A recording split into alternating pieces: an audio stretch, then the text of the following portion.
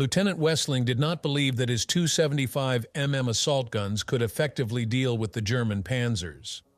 He watched one of the tanks bring its gun to bear on his own while thinking, "Wessling, somebody is going to win this fight, and it won't be you." In September 1944, while the U.S. Third Army's Thewalth Corps was advancing across France toward the German frontier, the German High Command believed that there was an opportunity to strike a blow against American forces.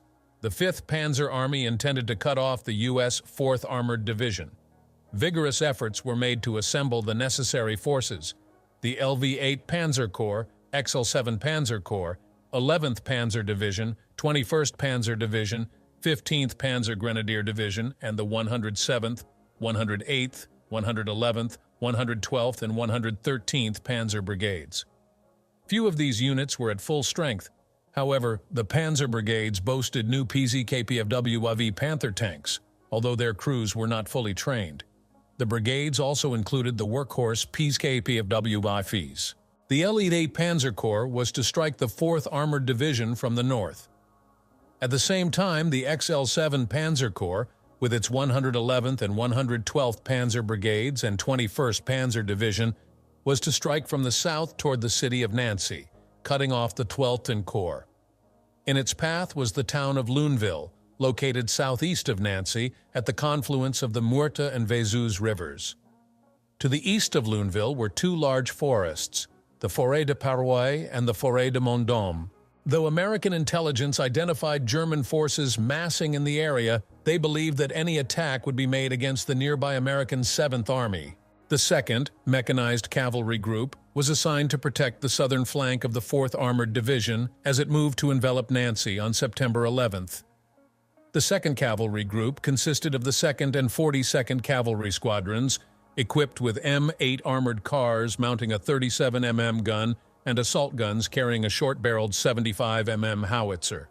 A mechanized cavalry group was composed of 4 cavalry squadrons, plus engineer and artillery squadrons. Each cavalry squadron included 4 troops, 3 troops equipped with armored cars and half-tracks, each of 3 platoons, an assault gun troop, and a light tank company. Combat Command Reserve, CCR, of the 4th Armored Division, under Colonel Wendell Blanchard, was operating in the vicinity of Luneville.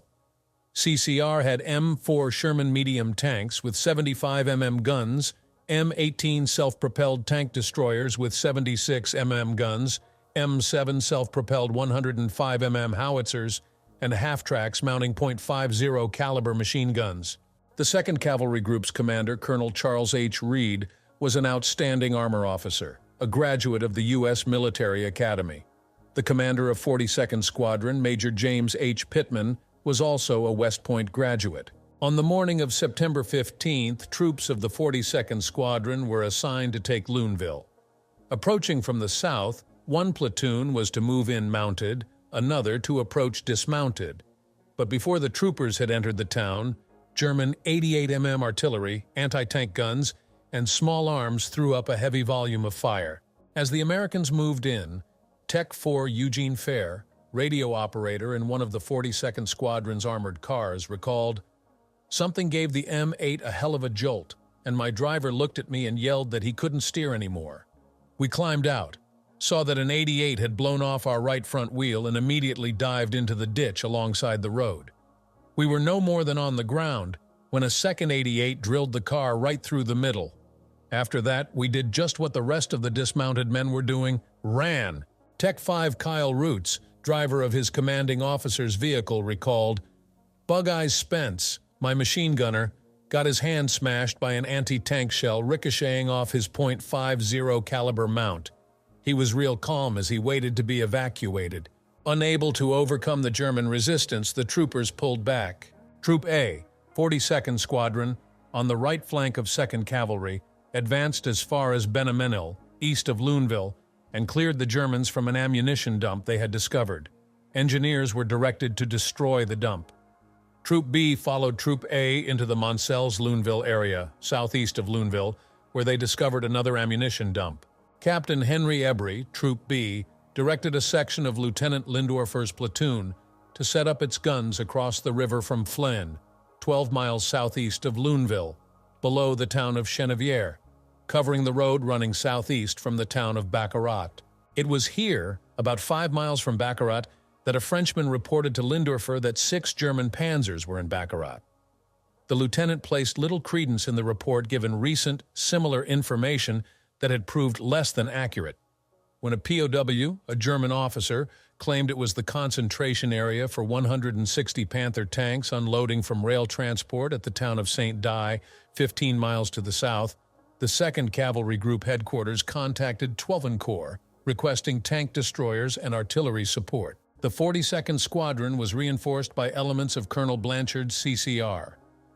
Blanchard had with him the 696th Armored Field Artillery Battalion, elements of the 489th Anti-Aircraft Artillery Battalion, the 35th Tank Battalion, the 10th Armored Infantry Battalion, and headquarters and B companies of the 704th Tank Destroyer Battalion. The next day, the 16th, this force launched a 3-pronged attack on Luneville. The squadron's C Troop attacked from the west, while B Troop attacked from the southeast, and CCR attacked from the northwest. B Company, 704th TD Battalion covered CCR's left flank northwest of the town. In this fight for Luneville, the 35th Tank Battalion was operating without its B and C companies, which had been detached for service elsewhere. The battalion was positioned initially in the village of Deauville, northwest of Luneville, then moved to occupy high ground northwest of the town. Though this 35th Tank Force did not participate in the liberation of the town, it did repel a counterattack, destroying 2 half-tracks and 3 anti-tank guns at a cost of a Sherman tank, 2 men killed and 15 wounded. On the afternoon of September 16th, the 42nd Squadron launched a coordinated attack on Luneville from the south, southeast, southwest, and east. At 1:30 p.m., French sources provided intelligence that the Germans had moved 6 panzers to the town, along with several anti-tank guns. Troops B and C carried the brunt of the assault, supported by assault guns and tanks. The Germans were driven back by heavy and accurate fire. By 4:10 p.m., a platoon of Troop B, entering Luneville from the east, had taken the railroad bridge in the town center. Troop C advanced from the west against determined resistance. The Germans were eventually forced to withdraw to the woods to the north and hills to the northeast. While most of B Troop, 42nd Squadron, was engaged in Luneville, Sergeant James Hart's section of 1st Platoon was sent west over the Muerta River to set up an outpost on a road leading into Luneville. At one point, a column of German panzers and infantry advanced up the road. Sergeant Hart's men opened fire at close range, killing a number of Germans. The Germans then withdrew. Once the Americans pushed the Germans out of Luneville, CCR assumed responsibility for the town. The Germans had lost 75 men killed and another 18 taken prisoner. The following day, September 17th, the 2nd Cavalry Group assembled in the vicinity of the Forêt de Mondon, east of Luneville, with its A Troop, 42nd Squadron, screening in the forest to the southeast, and B Troop, covering the southern approaches to Luneville. The 42nd Squadron outposted the town. The 2nd Squadron, having rejoined the group, was pushing north and east. Troop B, 2nd Squadron, had taken Viho, a village about 10 miles east of Luneville, then fought its way another 2.5 miles into Lintry. During the day's engagements, the 2nd Squadron killed 72 Germans, took 70 prisoners, and destroyed 22 vehicles. Also on September 17th, the 35th Tank Battalion undertook the clearing of German forces from the vicinity of Jolivet, 5 miles northeast of Luneville, and the Forêt de Paroy. One platoon of a company attacked Jolivet and knocked out 2 anti-tank guns at a cost of 1 medium tank. Meanwhile, D Company conducted a sweep that accounted for 1 anti-tank gun and a half-track. They also took 15 prisoners from Reconnaissance Battalion 115. German casualties in the sector included 75 killed. The Americans suffered 2 killed, 15 wounded, and a Sherman knocked out. The Germans infiltrated a large number of troops back into Luneville so that by the night of the 17th, their commanders believed that they had recaptured the town. During the afternoon, Lieutenant A.L. Wessling of Troop E, 42nd Squadron, returned with his platoon to their bivouac area from a roadblock with a section of Lindorfer's platoon on the road to Baccarat, about a mile from Chenevière. On the morning of September 18th, The group received orders to prepare to move north to the flank of the Trolloth Corps. That same morning, Captain Welsh, E Troop's commanding officer, was called to squadron headquarters at 8 a.m. He then informed Wessling that 6 German panzers were coming up the road from Baccarat and that they were to prepare to meet them. Wessling had moved his men into position about 900 yards from the roadway when he noticed a horse-drawn farm wagon loaded with hay standing in the roadway to their front. Wessling was standing beside one of his unit's guns, observing in the direction of Chenevieres as German armored cars came up the road heading for Luneville. At that moment, Wessling felt that they had reached their position well in advance of the approach of any enemy units, until a jeep came speeding up the road with the driver screaming, "Fire! Fire!" Wessling took a quick look around but could not see anything to fire at. A moment later, a Frenchman appeared and began to lead the horse and wagon. The wagon was barely out of the way when it revealed 3 panzers. They had backed off the roadway into the ditch so that only their turrets were visible. Wessling had 2 assault guns, not the type of weapon he felt could successfully deal with the panzers. He watched one of them bring its gun to bear. He ordered the assault gun captain to fire at a range of 1,000 yards. The gun captain replied, "But I've already told the gunner 800. Wessling told him to fire anyway.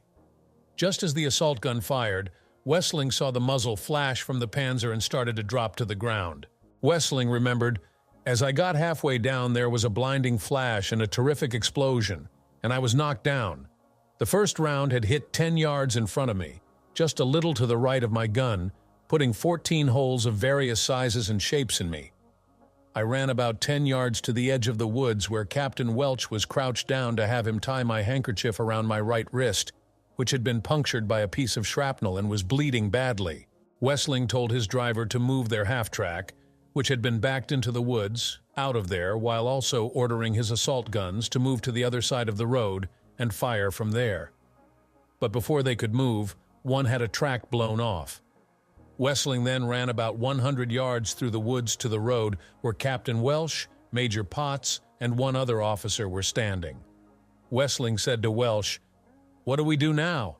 Welsh replied, "You're not going to do anything, you're going to the medics." Along the way to an aid station, Wessling saw Troop C's vehicles lined along the road. Wessling later learned that the troop had lost 4 of its 6 guns and 3 half-tracks. Surprisingly, only 2 troopers were killed and 1 wounded. A troop, 42nd Squadron, was screening along the north, east, and southwest of Forêt de Mondon. Their first contact with German panzers came in the area of Chenevieres, where a section of the 2nd Platoon, A Troop, under Sergeant Seth Taylor, was outposted.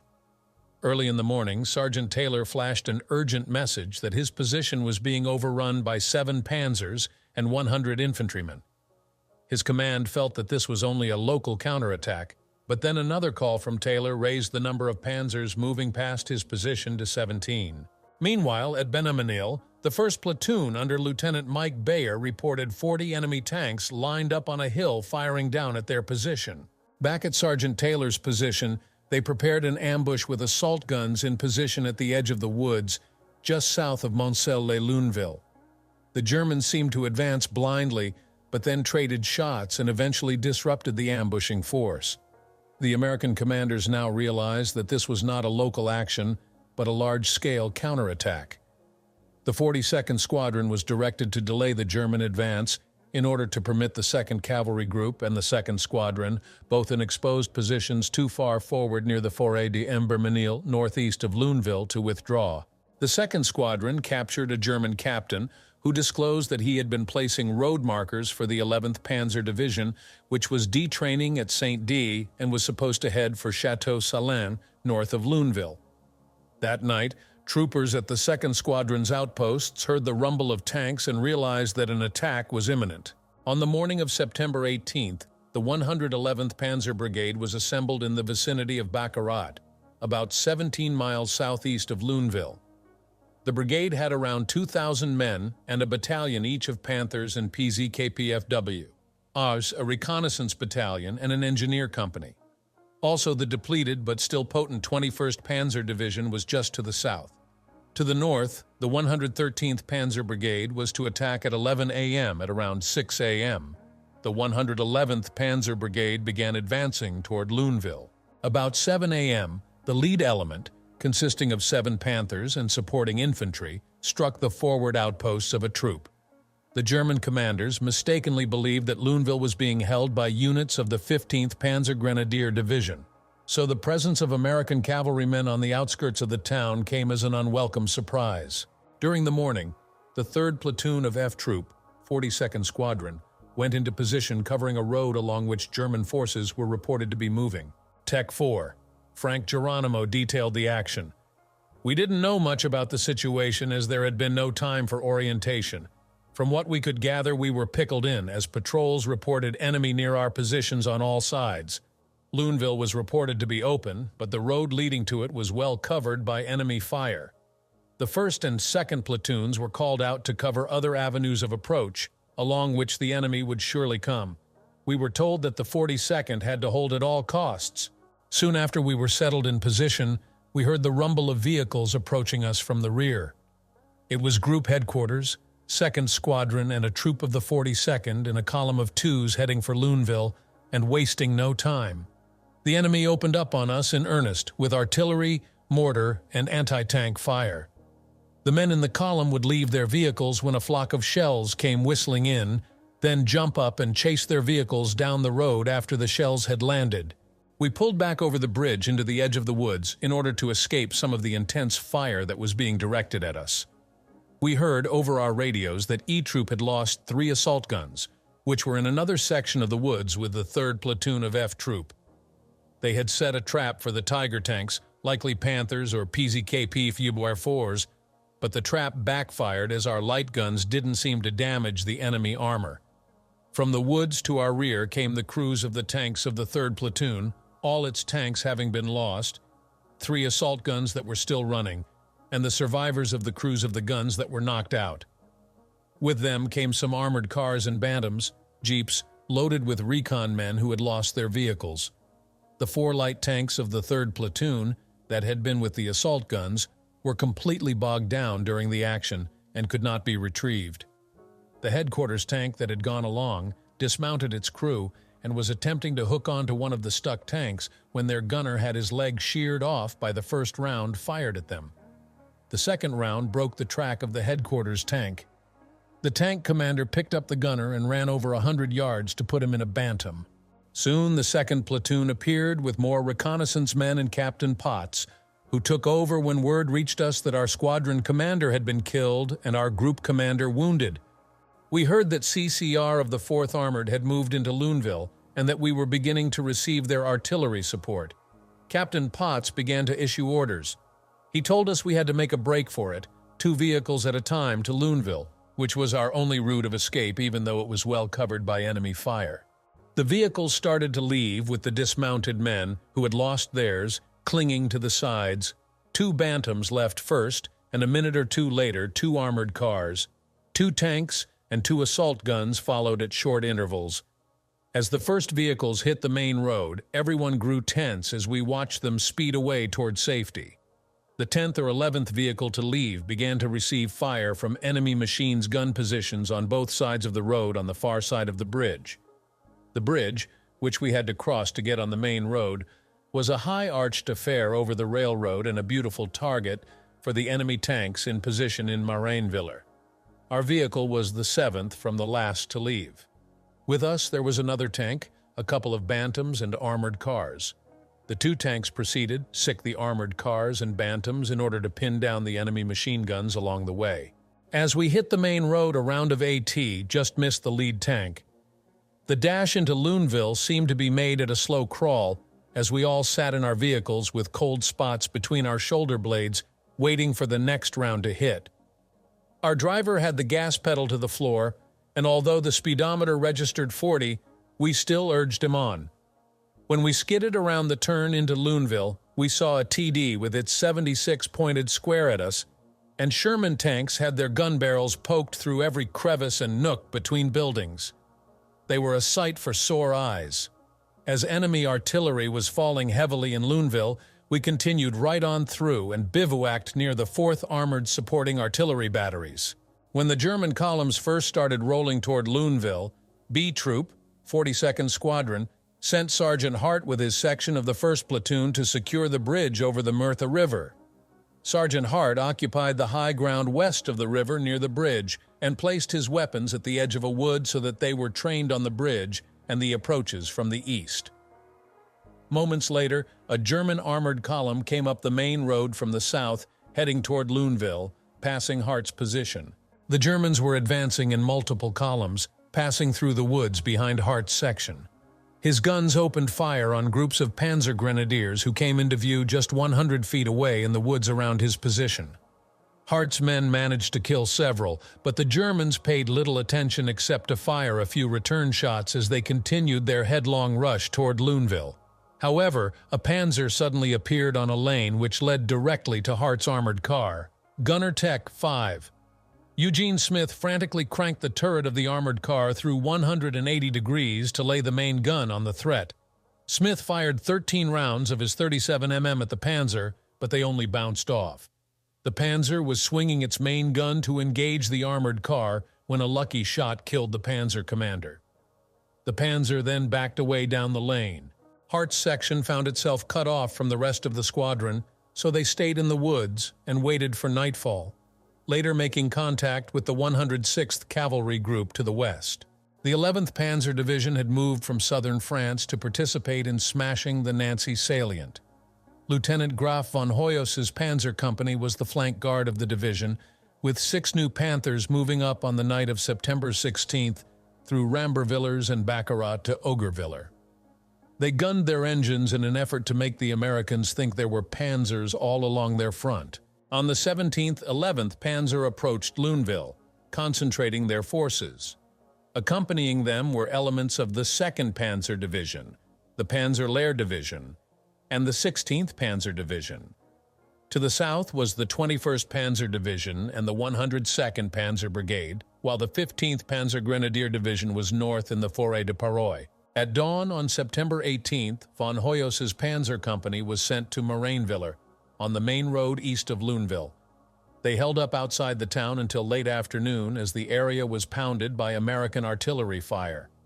Toward dusk, the fire slackened, and they moved on toward Luneville. There they encountered heavy fighting in progress involving a troop of the 2nd along with CCR tanks and tank destroyers. Von Hoyos lost 2 of his tanks as they met 12 Shermans. He was ordered to withdraw the next day due to fighting through Forêt de Meudon to their rear. The outnumbered U.S. cavalrymen fought a brief delaying action before retiring. Their delaying action, however, gave Colonel Reed time to send forward C Troop, the 6 assault guns of E Troop under Captain Welsh, and F Troop's 3rd Platoon with its M5 light tanks with orders to set up an ambush on the road leading to Luneville. Led by Colonel Reed and Major Pittman, the cavalrymen successfully sprang their ambush on the advancing German Panzer infantry force at 8 a.m. At a range of 500 yards, E Troop's 6 assault guns opened fire. Although many direct hits were obtained, they just bounced right off, recalled First Lieutenant Charles E. Harris. While the American light armored vehicles were engaging the German panzers, the rest of C Troop was fighting dismounted against the accompanying German infantry. When Group Headquarters reached Luneville, the command vehicles were assembled around the town square. As Colonel Reed stood on top of a tank directing operations, Major Pittman drove up and reported the current situation to the colonel. But the Germans had the square zeroed in, and within a few minutes artillery rounds began to land. Colonel Reed was knocked off the tank, severely wounded. Major Pittman was struck and died immediately. 11 were killed or wounded in the artillery attack. The group executive officer took command. The fighting between the cavalrymen and the Germans was fierce. The American assault guns knocked out 1 Panther. In return, the Germans knocked out 3 assault guns, an armored car, and 2 jeeps. Several cavalrymen were killed. The German panzers were able to break through the American line at around 11 a.m. and press on toward Luneville. The surviving American vehicles and infantry escaped into nearby woods. Meanwhile, F Troop's 1st Platoon was defending a bridge and a crossroads leading into Luneville. Tech 4 Geronimo, in one of the tanks tasked with covering the bridge, recalled, "We were receiving frequent and accurate artillery fire as the enemy already had the road zeroed in. The group headquarters, 2nd Cavalry Squadron, and part of a troop, 42nd Squadron, used this bridge to escape into Luneville ahead of the advancing Germans. Afterward, Geronimo and the tanks defending the bridge also pulled back into Luneville. After the Germans broke through the cavalry screen, the fighting split into two engagements: a battle in the woods between the 2nd Cavalry and German infantry, and a German attack on Luneville, which was held by elements of CCR, 4th Armored Division. By late afternoon, the 42nd Cavalry Squadron was nearly surrounded, but holding its positions. The situation was tenuous. We didn't know to what extent the enemy had advanced, and the route we had planned to use for escape was cut off, recalled 1st Lieutenant Harris. Fortunately, an American artillery spotter plane located an undefended trail. Using this trail, the cavalrymen attempted to escape encirclement. They met up with the cavalrymen of a troop, who had been forced out of their positions further east. Together, this force located another undefended trail out of the forest and used it to get to Highway 4, some 4 miles east of Luneville. Here they joined up with 2 platoons of B Troop and continued to Luneville. The next obstacle was a railroad bridge the Germans had covered by artillery and small arms. The cavalrymen called down artillery fire and then rushed their vehicles, 2 or 3 at a time, over the bridge and into Luneville, where they joined elements of the 4th Armored Division and the remainder of the 2nd Cavalry Group. Having broken through the cavalry screen in the morning, the German Panthers, reinforced by elements of the 15th Panzer Grenadier Division, pressed on to Luneville. The initial assault forced elements of 4th Armored CCR from the southeastern part of the town back into its center and northern part. In addition, the 113th Panzer Brigade was now heading toward Luneville from the east in the vicinity of the Vazuz River. The American commanders reacted quickly. During mid-morning, a company, 35th Tank Battalion, moved into blocking positions northwest of Luneville. The rest of the battalion took up blocking positions northeast of Deauville. Forced to withdraw, the 2nd Squadron joined up with CCR in the eastern part of Luneville. B Company, 704th Tank Destroyer Battalion, sent its 3rd Platoon into Luneville and its 1st Platoon to reinforce positions of the 10th Armored Infantry Battalion north of the town.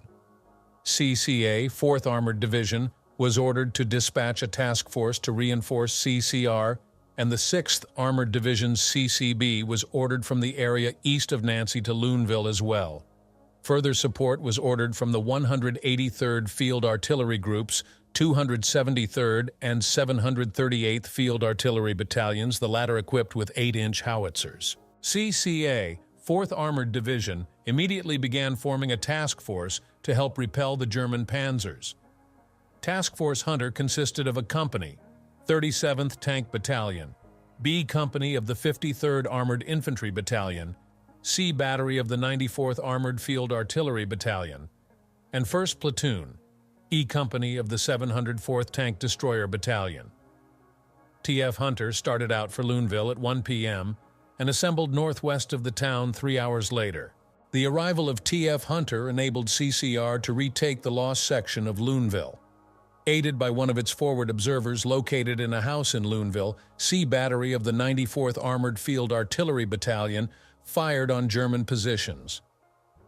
Infantrymen of the 53rd Armored Infantry Battalion and tanks of the 35th Tank Battalion conducted a series of attacks. A company, 37th Tank Battalion, acted as a mobile reserve.